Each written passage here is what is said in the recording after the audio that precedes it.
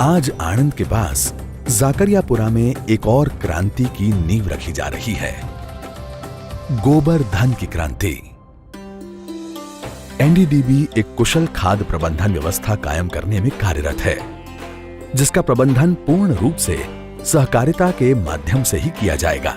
इस पहल में गांव की दूध समिति से जुड़ी महिलाओं के घर में गोबर गैस प्लांट लगाया गया है, जिसका प्रबंधन भी वे खुद ही कर रही हैं, जिसमें खाद्य प्रबंधन द्वारा महिलाओं को लकड़ी जलाने और उससे होने वाले धुएं से छुटकारा मिले।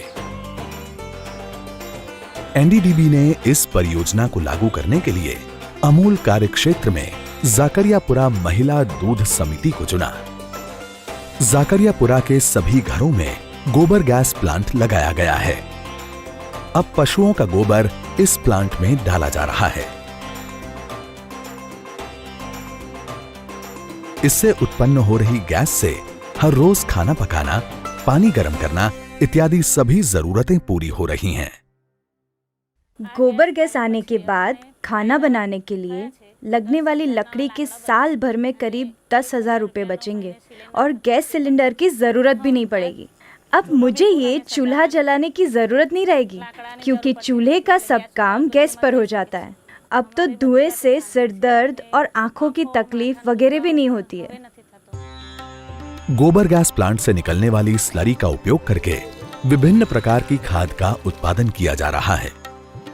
इस जैविक खाद का उपयोग करने से खेत की उर्वरकता बढ़ेगी, जिससे फसल उत्पादन में वृद्धि होगी। गोबर गैस आया પછી गोबर गैस आने के बाद हमको सबसे बड़ा फायदा ये हुआ कि उससे निकलने वाली स्लरी का हम हमारे खेत में उपयोग करते हैं, जिससे हमारा रासायनिक खाद का उपयोग एवं खर्च कम हुआ है और स्लरी के उपयोग से प्रति एकड़ उपज भी बढ़ी है। વધારો થયો। शेष स्लरी गांव की खाद्य सहकारी समिति ने खरीदना शुरू किया है। स्लरी के मूल्य का भुगतान गुणवत्ता और मात्रा के हिसाब से सीधे महिला सदस्यों के बैंक खाते में किया जा रहा है। खाना बनाने वाले ईंधन की बचत और स्लरी बेचने से एक परिवार को प्रति माह 2,000 से 3,000 रुपए की अतिरिक्त आमदनी हो सकती है।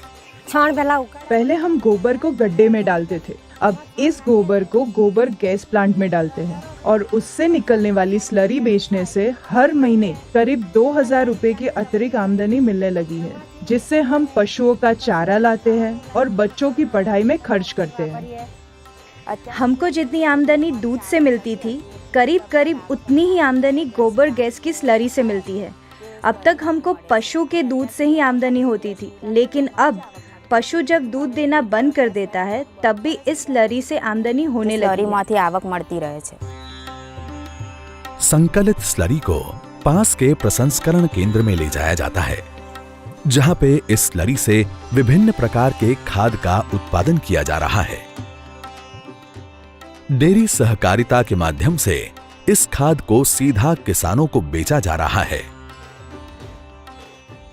स्लरी से बनने वाले विभिन्न खाद की मांग दिन प्रतिदिन बढ़ती जा रही है। गांव में कुछ किसानों ने इन खाद का उपयोग किया, जिससे दूसरे किसानों को पता चला और इस तरह से इस खाद का प्रचार एवं उपयोग बढ़ने लगा। गोबर गैस की स्लरी से बनाया हुआ खाद मैं दूध मंडली से लाया हूँ और उसका उपयोग मैंने टमाटर की खेती में किया, जिससे मुझे टमाटर की फसल में फायदा हुआ है। पौधे का एवं फूल और फल का विकास अच्छा हुआ है और उत्पादन भी बढ़ा है। बाजार में जो रासायनिक खाद मिलता है, उससे काफी कम दाम में ये खाद मिलता है। ये खाद डालने के बाद डीएपी की जरूरत नहीं पड़ती है। डीएपी की जरूरत पड़ती नहीं। राष्ट्रीय डेयरी विकास बोर्ड शुरू से ही देश के किसानों, विशेषकर डेयरी किसानों के समृद्धि के लिए काम किया है। हमने एक अभिनव कार्यक्रम शुरू किया है, जहां पे हम गोबर या खाद प्रबंधन का कार्यक्रम शुरू किया है।